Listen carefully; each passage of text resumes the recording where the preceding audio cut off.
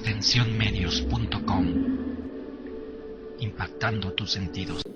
Es 6 veces el de China y equivale al total del resto del mundo. Fíjense de qué tamaño es el gasto militar. Bueno, porque de ahí depende el auge de esta potencia, pero ya no gana las guerras, ese es el problema.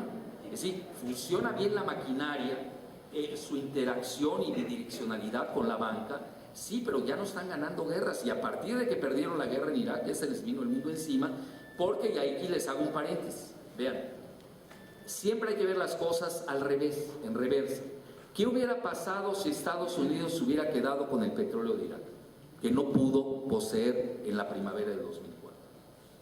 Uno, que la globalización hubiera seguido con el auge de Estados Unidos, y que un servidor estuviera en la clandestinidad, porque yo me pronuncié contra la guerra. Pues obvio, aquí hay ganadores y perdedores, y no estoy vacilando, si no más hoy estoy en contra de la guerra, no, ese es un terrorista, me lo agarran y era socio de él, y ya saben, es lo más fácil de denostar una reputación, y más con los medios masivos de comunicación.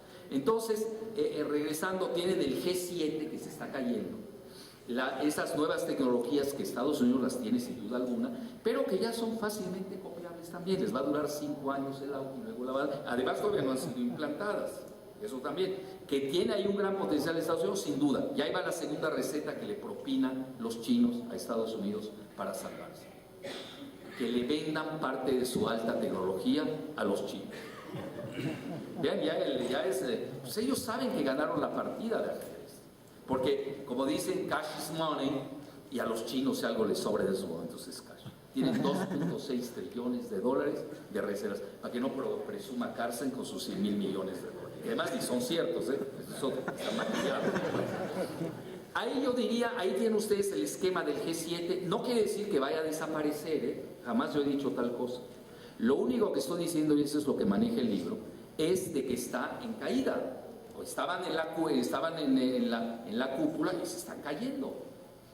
Y el BRIC, que no existía, que es un concepto nuevo, pero que emerge curiosamente, sobre todo, gracias a que el presidente ruso, Vladimir Putin, es el que lo empuja. Sí, pero Vladimir Putin, y aquel día yo estaba con mis amigos rusos, porque muchos nos burlamos de Gorbachev, que Gorbachev dice... porque yo ahí les hice una contrarrespuesta a los rusos. Dice Gorbachev que cuando le preguntan a Gorbachev, igual que le preguntan a Calderón, dice a Calderón siempre dice: ¿por qué a ti te va mal y a Lula bien? Bueno, yo luego les diré por qué. Pero ahorita estamos con Gorbachev y con Vladimir Putin. ¿Por qué a Gorbachev a ti te va mal y a Putin le ha ido muy bien? Dices que a mí me tocó $8 el barril y a Putin le tocó $40 el barril. Sí, pero a México le ha tocado a 8 y a 40 y a 60 y a 90, y en todos los escenarios nos ha ido mal. Es decir, tampoco es así tan sencillo. Sin duda alguna, el que el petróleo, del cual Rusia es uno de los principales productores, y el gas, que es la mayor reserva de gas del mundo, haya subido desde el 2004 debido a la derrota de Estados Unidos en Irak, sin duda alguna tuvo un efecto. Y no es gratuito que hoy hasta el Fondo Monetario esté buscando a Rusia para pedirle créditos, porque Rusia está entre los 5 países que mayores reservas de divisas tienen en el mundo y no tiene deuda. Es uno de los países que menos deuda tiene en el planeta, igual que Chile. Fíjense lo que es, y Brasil y India. Fíjense, eso es muy interesante, porque también hay que ver no solamente cuánto tiene uno de crédito, sino que no sea deuda, todo lo contrario del G7. Entonces, en un BRIC ustedes, que ven ascenso, ahí está, tiene las primeras reservas del mundo en términos monetarios, no aparece ningún país del G7 en los primeros 10 lugares en reservas de divisas. Y yo les diría, en términos ya de Producto Interno Bruto, ahorita me acabo de ir de espalda a revisar la última cifra antes de venir aquí, y me encuentro con que ya el BRIC ya rebasó a la Unión Europea. Y el primer lugar en Producto Interno Bruto a nivel mundial, hoy se llama el BRIC, con alrededor del 20 o 25%, no me hagan mucho caso.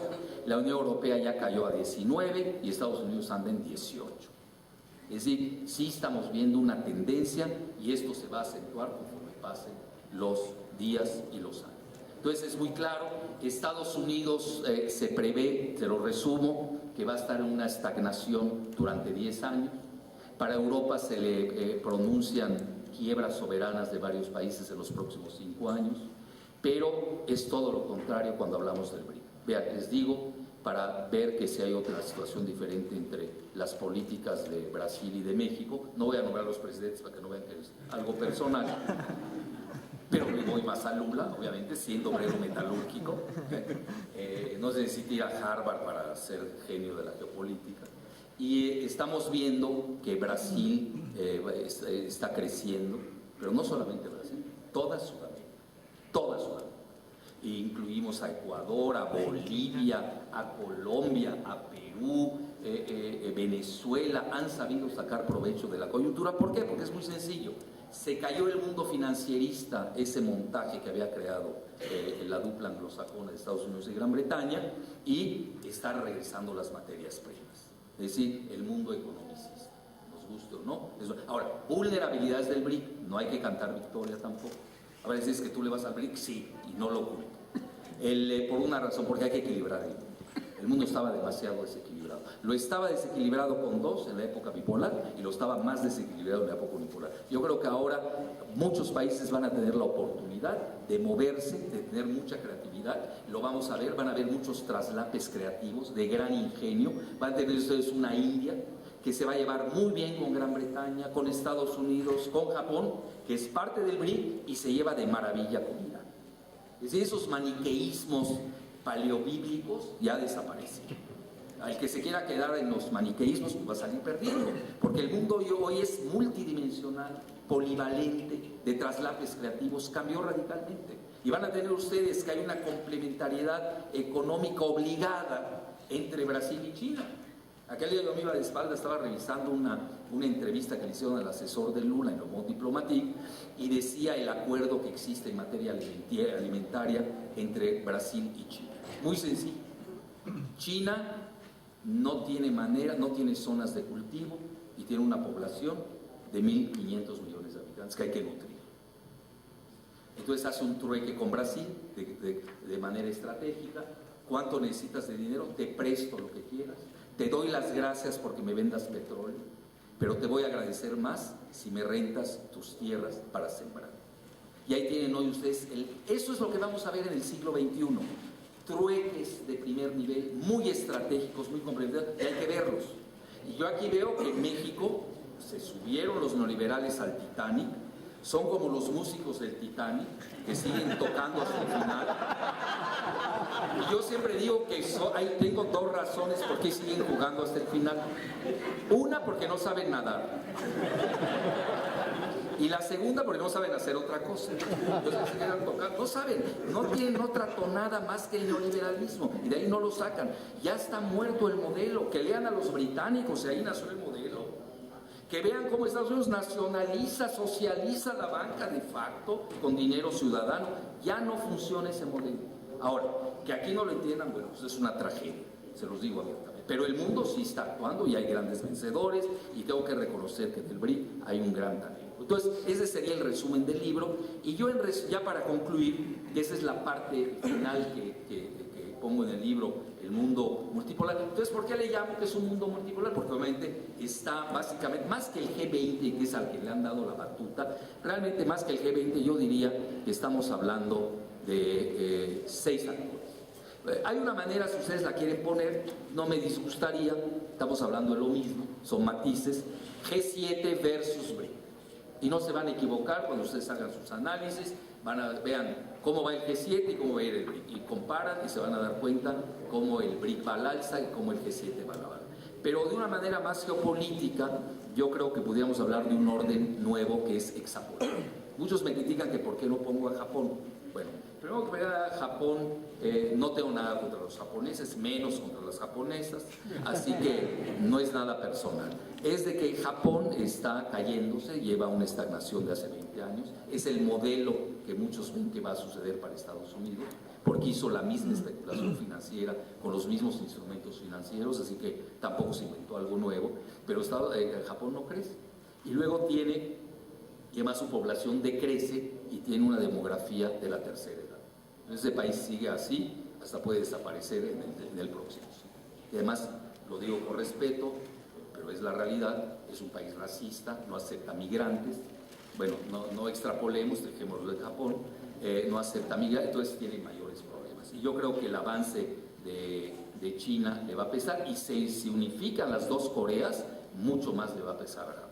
Entonces, por eso no lo coloqué. Los 6 países o las 6 entidades que pongo son sin duda alguna la Unión Europea. Vamos a ver qué queda en la Unión Europea, también está en peligro en estos momentos. Va a ser mucho el reflejo de lo que pase con el euro, paradójicamente. Qué países se van a quedar en la zona euro, quiénes no, y en ese sentido la Unión Europea se va a mover, aunque ya estamos viendo en estos momentos desde el punto de vista geopolítico, yo creo que ya muchos países ya ni quieren saber tanto de la eurozona, de la Unión Europea. Ahorita muchos hablan de un eje entre Moscú, Berlín y París. Eso lo acabamos de ver recientemente. Alemania cada vez se está cargando más hacia Rusia. De nueva cuenta tenemos una complementariedad.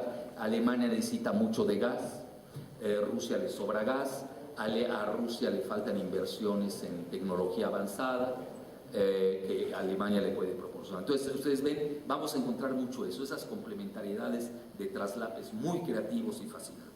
Y luego pues el famoso BRIC, Estados Unidos y el BRIC, y estamos hablando de 6 países. Y al final concluyo precisamente con los regionalismos.